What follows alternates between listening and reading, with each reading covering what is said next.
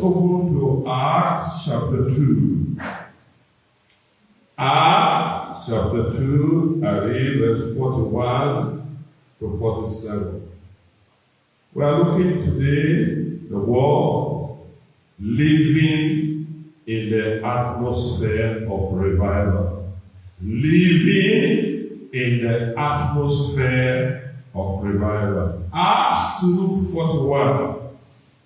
Then they that gladly received his word were baptized, and the same day there were added unto them about 3,000 souls. And they continued steadfastly in the apostles' doctrine and fellowship, and in breaking of bread and in prayers. And fear came upon every soul, and many wonders and signs were done by the apostles. And all that believed were together and had all things common, and sold their possessions and goods, imparted them to all men as every man had need. And they continued with one accord in the temple, and in breaking of bread from house to house, did eat their food with gladness and singleness of heart, praising God and having favor with all the people. And the Lord added to the church daily such as should be saved. Like I said, we are looking at living in the atmosphere of revival.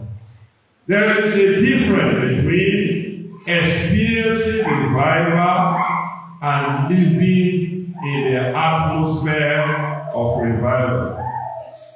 A revival meeting will last maybe a few hours.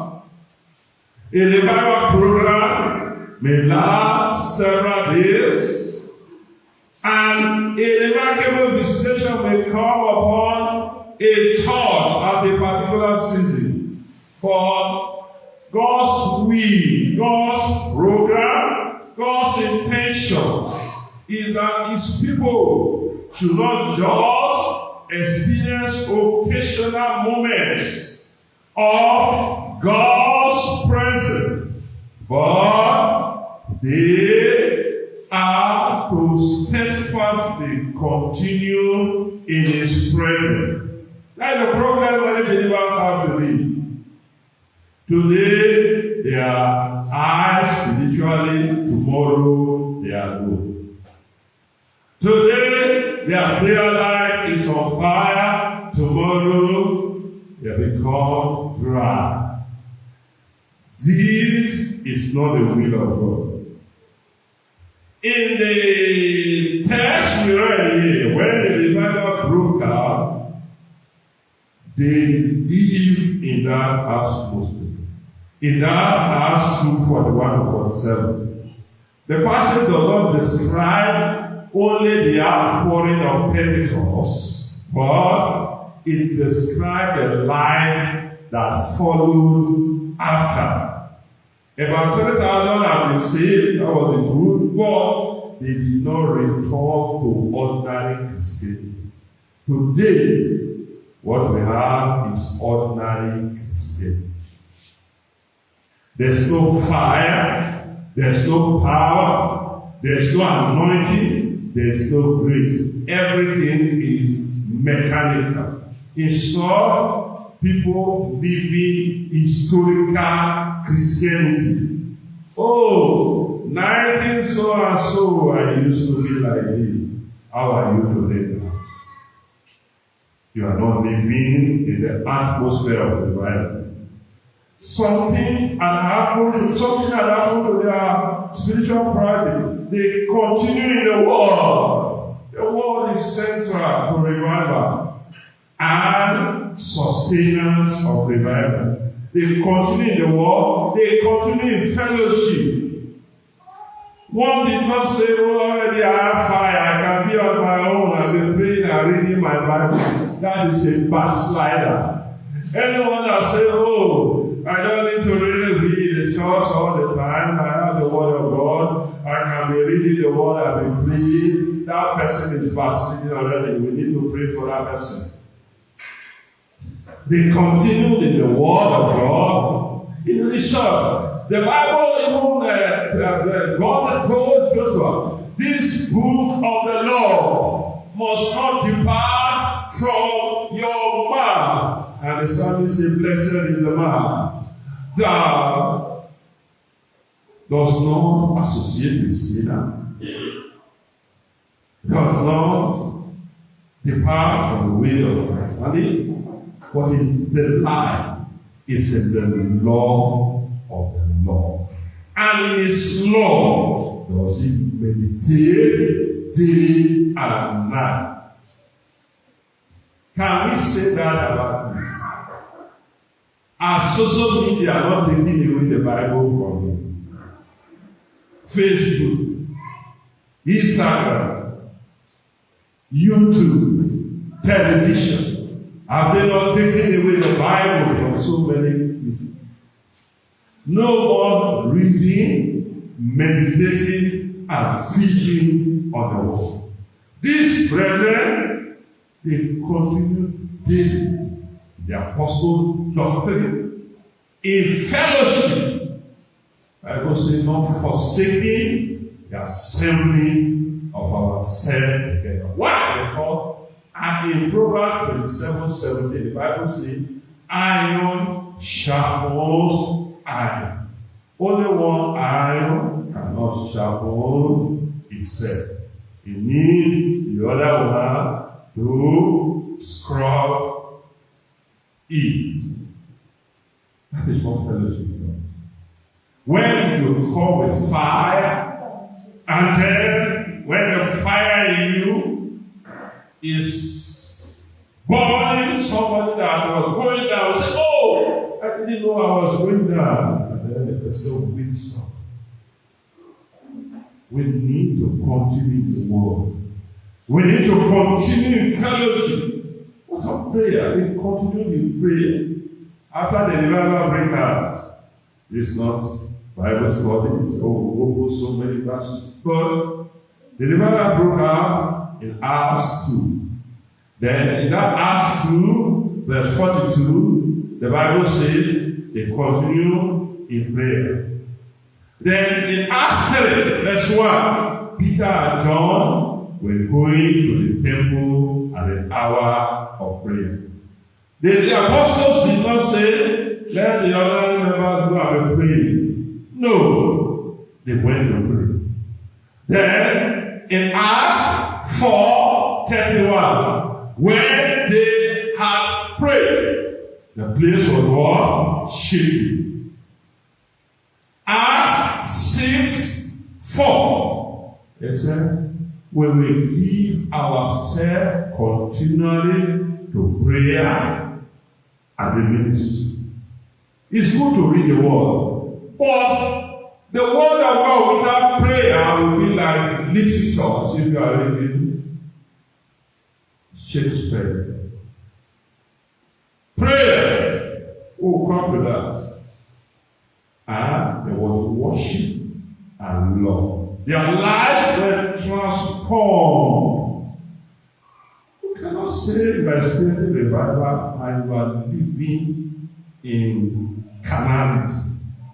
Their lives were transformed. Their community was impacted.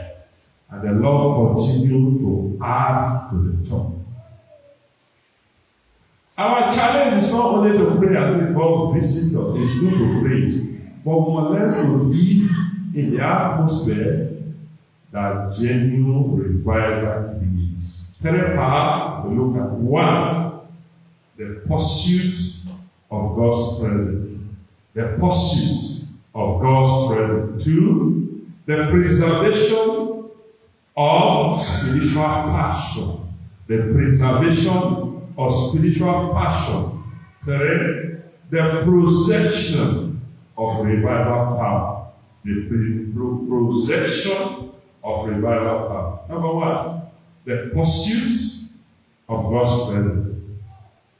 The first characteristics of the people living in revival is that God Himself become their pursuit. Revival is not basically all about manifestation. Yes, there were manifestations, but that was not the emphasis. It was not all about crowd. Yes, the crowd came. It was not all about miracles. Yes, there were miracles. It is about God becoming real in your life. And God becoming central in your life. Look at what David said in Psalm 27, verse 4. Mind you, David was a king. He had so many duties. If we go to battle, he has to administer the kingdom, but that did not distract him from one central thing. In Psalm 27, I read verse 4.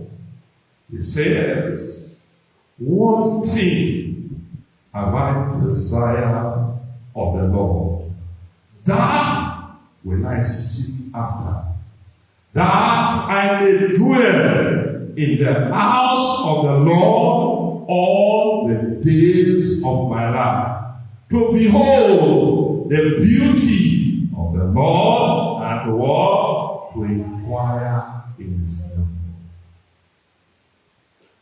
David was not all about the palace, it was about the presence of God. And he was always praying. Look at this David. Let's look at him. In Psalm 55, verse 17. Psalm 55, 17. Psalm 55, 17. Evening and morning and at noon will I pray and cry aloud, and He shall hear my voice. Even some people say, even I said, David not follow. In the morning, he's crying aloud. In the afternoon, crying aloud. In the evening, crying aloud. What else is he looking for? The presence of God. He wants to have the presence of God. Look at Psalm 42. From Psalm 42, in verse 1. After dear, long, task after the water brook, so pants my soul after thee, O God. My soul thirsts for God, for the living God.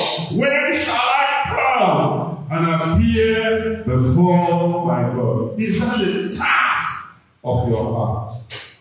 Are you searching for Him? Jesus said, seek you first the kingdom of God and His righteousness. Not these other things, the bread and water. They are good to keep our soul, to keep our body running, because one thing is that if the body is weak, the spirit will depart. They are good.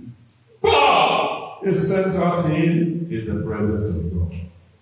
The early disciples did not just seek to preserve their Pentecostal experience, they continue to seek the God who had visited them. You see, some people, they run after gifts and they forsake the giver. You may have the gift and not lose the gift, but if you have the giver, what happens? You have everything.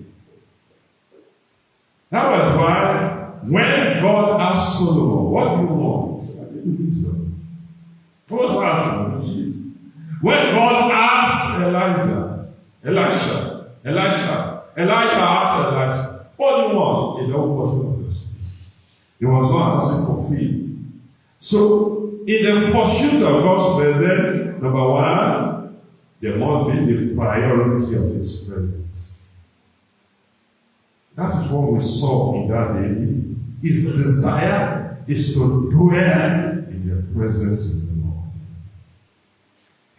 Look at Moses. Moses had experienced something that no man in history has experienced. But he was always longing for the presence of God. He put the presence of God as number one thing in his life. Exodus 33, verse 15. Exodus 33, in verse 15. And he said unto me, if thy presence go not with me, carry us not all hence. Moses said, it is not the angel that we need your presence. And so today people some churches, their emphasis on angel Gabriel, angel Michael, angel Raphael. We don't have angel Raphael in the Bible here. Let me pop down. Angel Ruel. Where did they get that from? Are they here? They are not here. When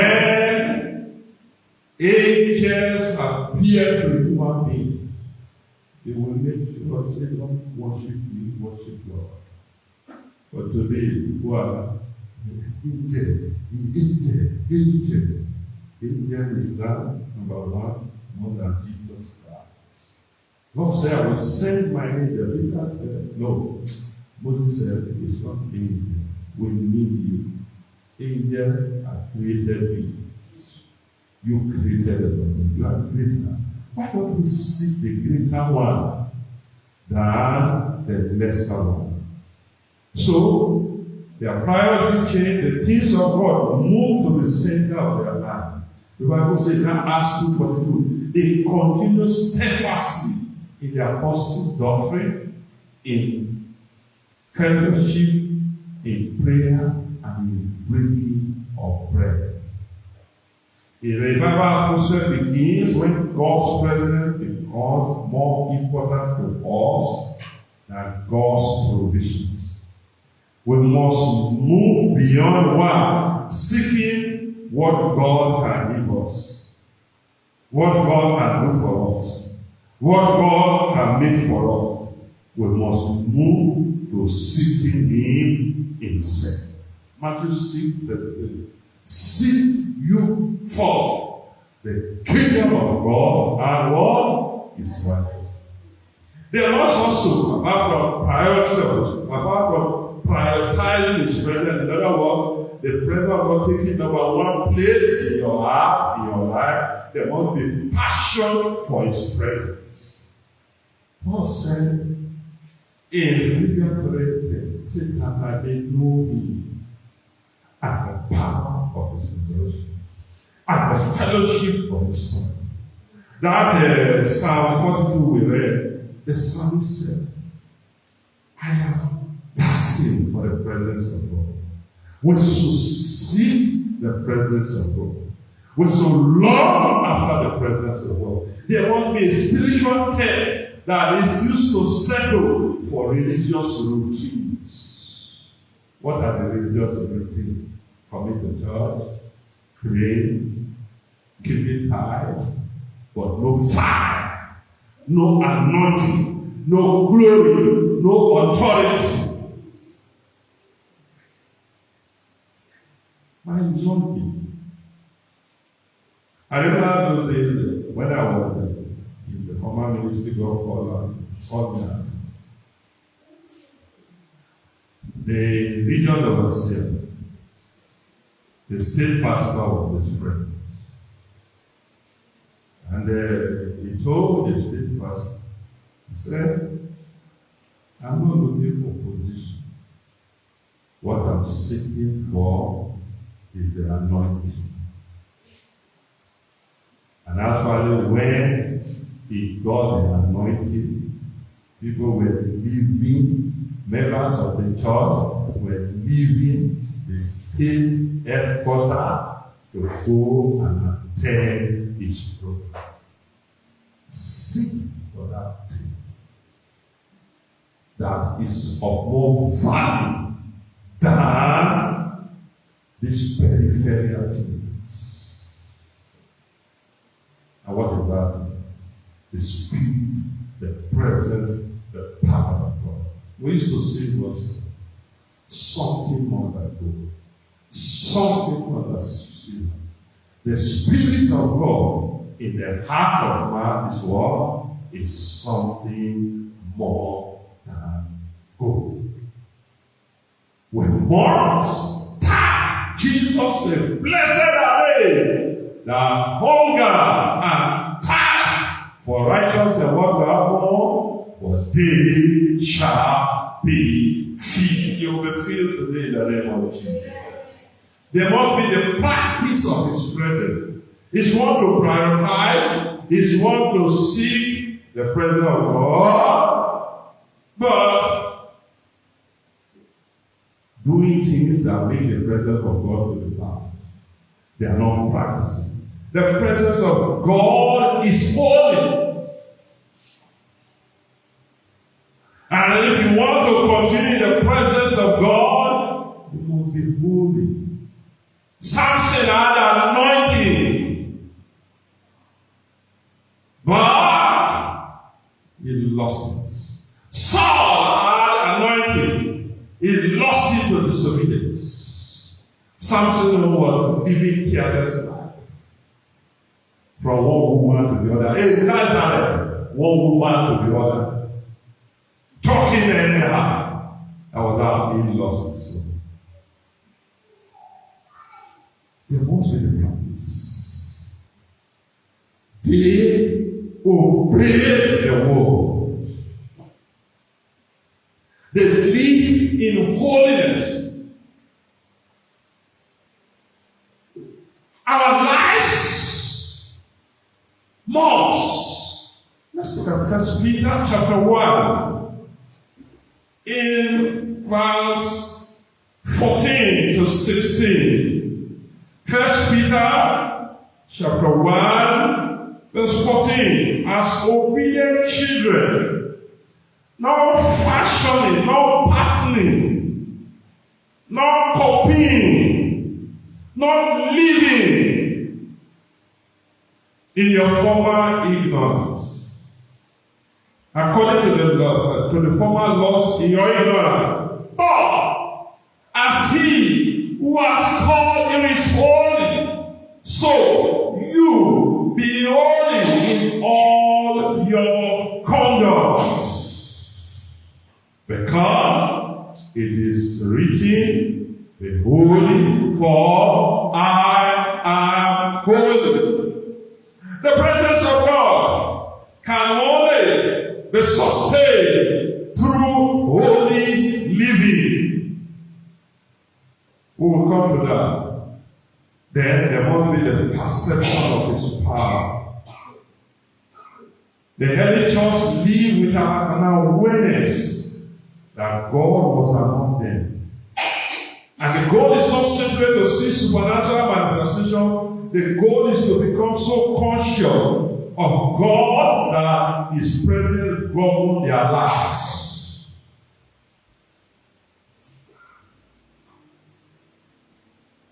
The Bible says that when Ananias and Sapphira died, the Bible says they know that God is in the church, so nobody begins to play anti-party. There must be the perception of his power, and then there must be the pursuit of his power. Jesus said, tarry until you are what?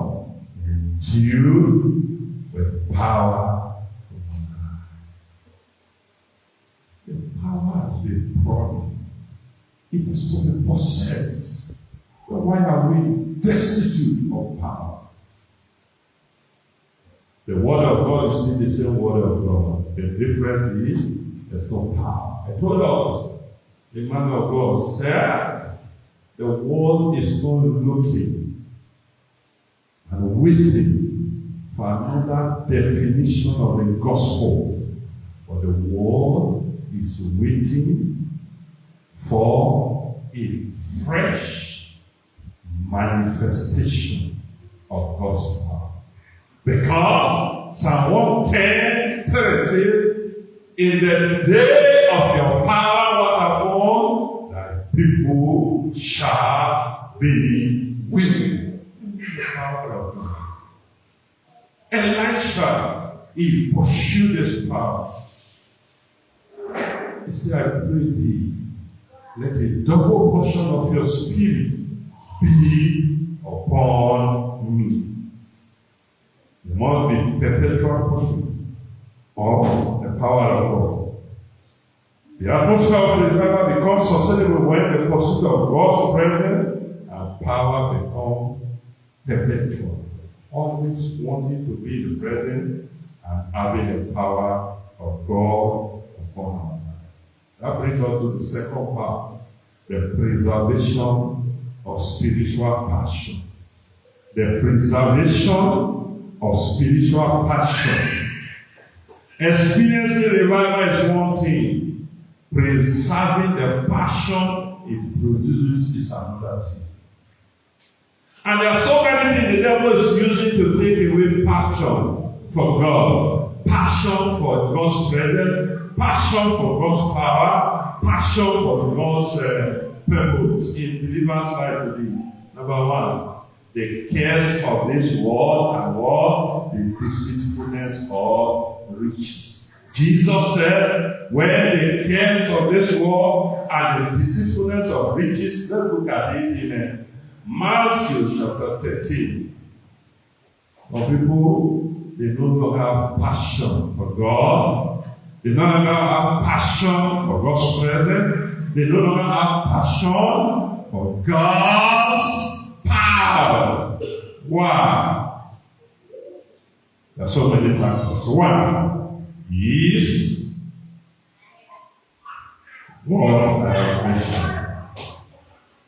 In Matthew 13, verse, let me look at the explanation.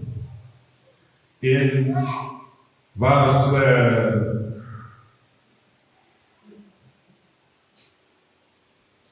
Matthew 13,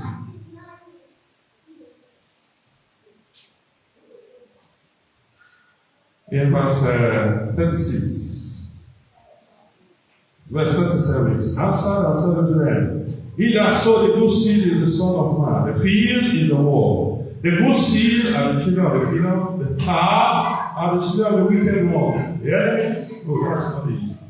It's the parable of the soul. Parable of the soul. Okay? In verse 7, Matthew 37, and some fell among thorns, and the thorn sprang up and choked them. Which are those thorns? In verse 20, verse 19. When anyone hear the word of God and they understand it not, then come the wicked one and casteth away that which was sown in their heart. This is he who received the seed by the wayside. But he that receives seed in those lonely places, the same is he that hear the word and all with joy receive it. Yet he had no root in himself, but heareth for a while when tribulation of persecution arises because of the word. Why is offended? Verse 22 is where I'm going. He also that receives seed among the thorns is he that hear the word, and the care of this world and the deceitfulness of riches show the word, and what upon become of the Paul told Timothy that the love of money is the root of all evil. The world may try to make it, it's good to make it, and God will help us to make it in Jesus' name. But when that becomes number one in your life, you display God, your number 2, number 3, number 5, number 6, then another thing is prayerlessness. While men slept, the enemy came and did what? So hard. Prayerlessness and lack of vigilance. These are some things making people to lose their fervency and their passion for God. Careless living. That's what Jesus said in Luke chapter 21, from verse 36. He said that we should be careful lest our heart become overcharged with suffering and the cares of this life, and that day comes upon us unaware. So, to maintain and preserve our spiritual passion, there must be passion for the world. The psalmist said in Psalm 119, verse 11, thy word have I hid in my heart, that I might not sin again. The apostle continued in the word, in the doctrine. Then they said in that Acts 6:4, we will give ourselves continually to prayer and to the ministry of the word. The word of God is fire. It quickens up. Jesus said in John 66, rather. John 66, in verse 63, he said, it is the Spirit. No, John 6, 63. It is the Spirit that quickens, the flesh profit nothing. The word I speak unto you, they are what? They are spirit. That's why Colossians 3:16 says, let the word of Christ also dwell in you richly. A man full of the scripture is a terror to the devil, because the devil cannot defeat him. When the devil came to tempt Jesus, he said, it is written. The word must be part of our life. The fire that revival brings needs to feed on the word. He saw it is the scripture that fuels the revival. Look at Jeremiah 20 verse 9. Jeremiah 20 verse 9. And some people, they don't come to service when the word of God is being preached.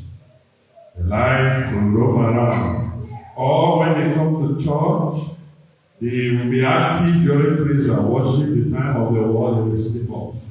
The devil has gained advantage over that person. That person came to church just to be emotional and be excited.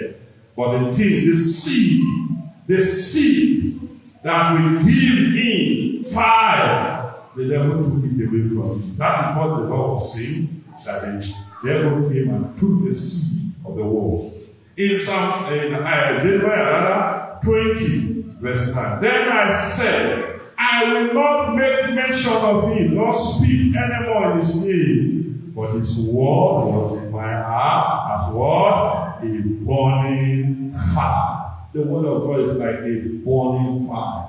Hebrews 4:12 says the word of God is quick, is living and powerful, and sharper than a two-edged sword. So, please, I plead with you, feed on the word. Peter said in 1 Peter 2:2, as newborn babes desire the sincere milk of the word that what you may grow in man.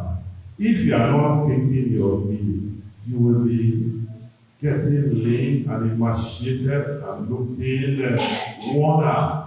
You need nutrient. The word provide all the spiritual multivitamin that gives you fervor and vitality. Fervor is your vitality. There was the passion for prayer. That was the point I was making to the Father. Ephesians 6:18. Praying always with all prayer and supplication in the Spirit, and watching thereunto with all perseverance and what? Supplication for what? All sin. Like I was saying, when the revival broke out in Acts 2, in Acts 42, they gave themselves to prayer. Acts 3:1, Peter and John went to the temple to pray. Then Acts 4:1, they were praying and the place was shaking. Acts 6:4, they said they would give themselves continually to prayer and to the ministry of the word. Then, when Peter went to raise up Dorcas in Joppa, Peter became hungry the following day. And while they were preparing food, he went up to pray. He did not begin to grumble.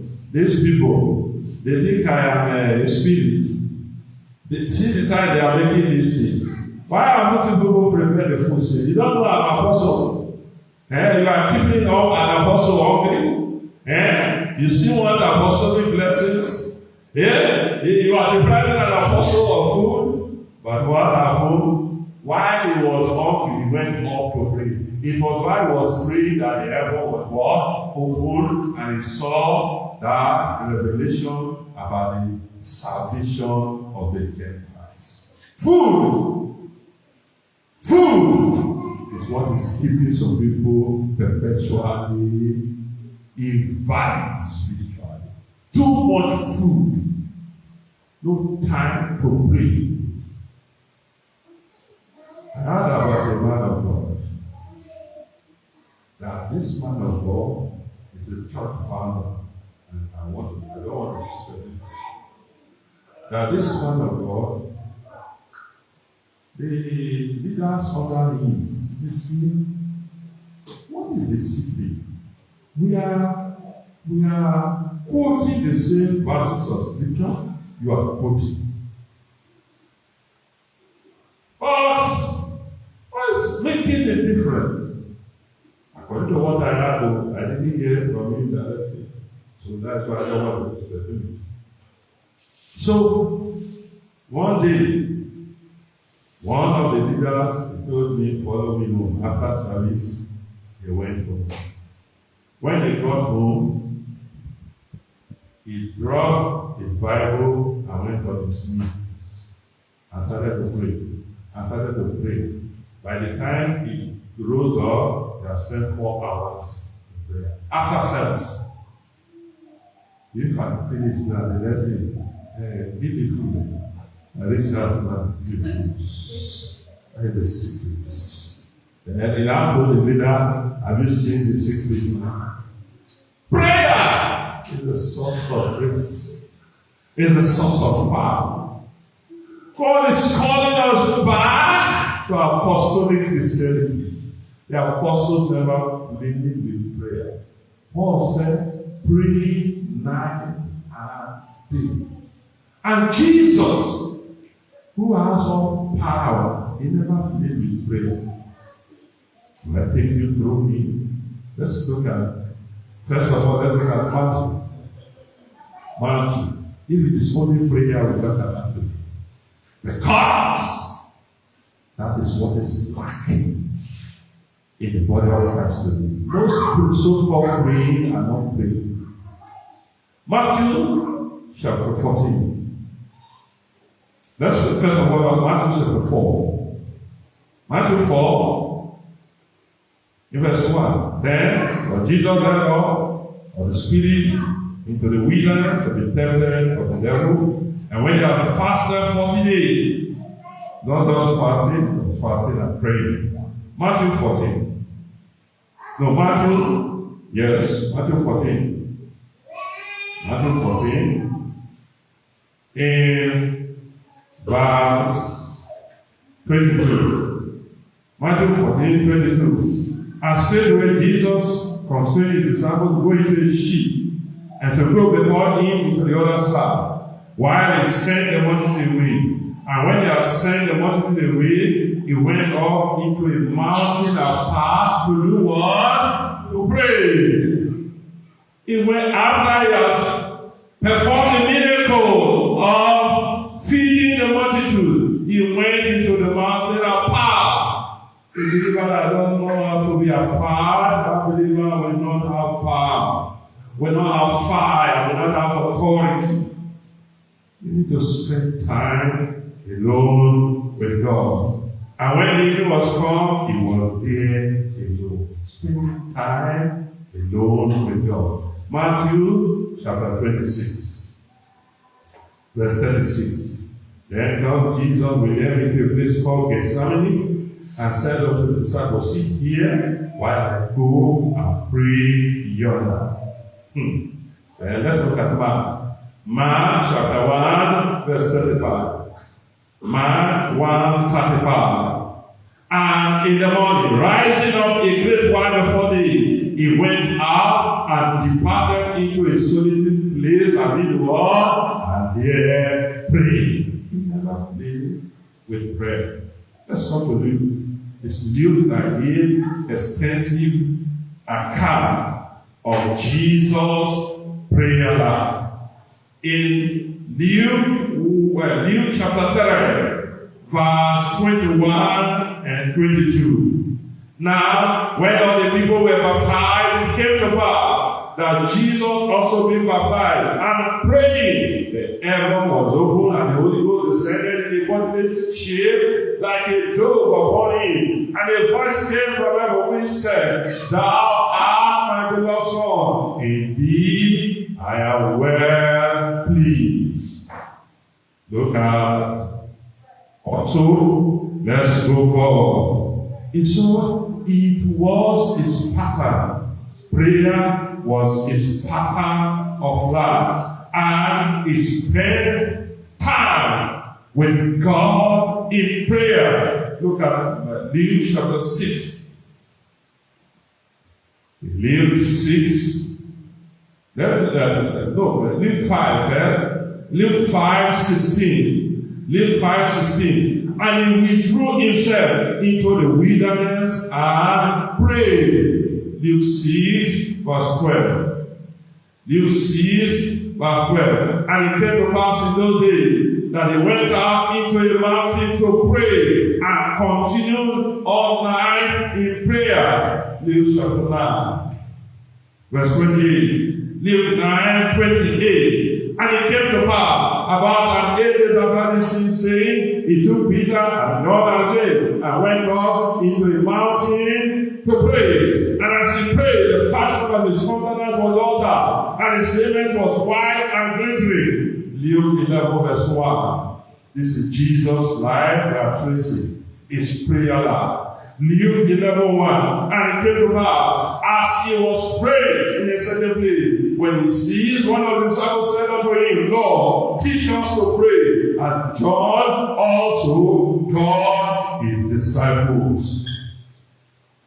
Luke chapter 22. Luke 22:43. Luke 22, verse 43.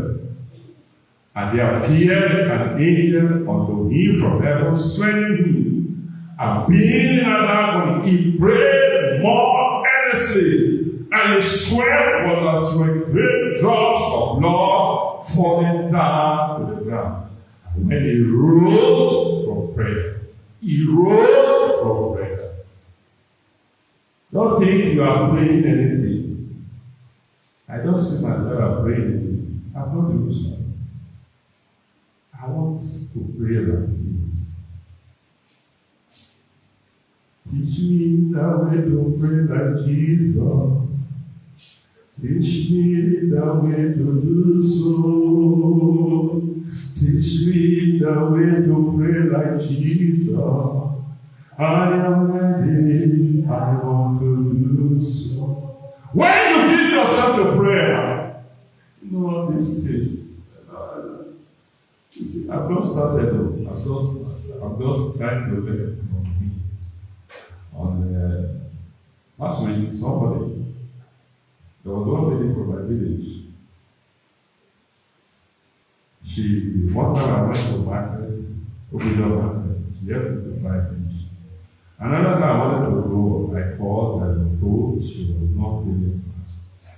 And then this period, someone was telling me, ask after her health. I was postponing one thing or the other. So last week I got called. I said, how are you? She said, I need help. And she broke leg and all that. I said, let us pray.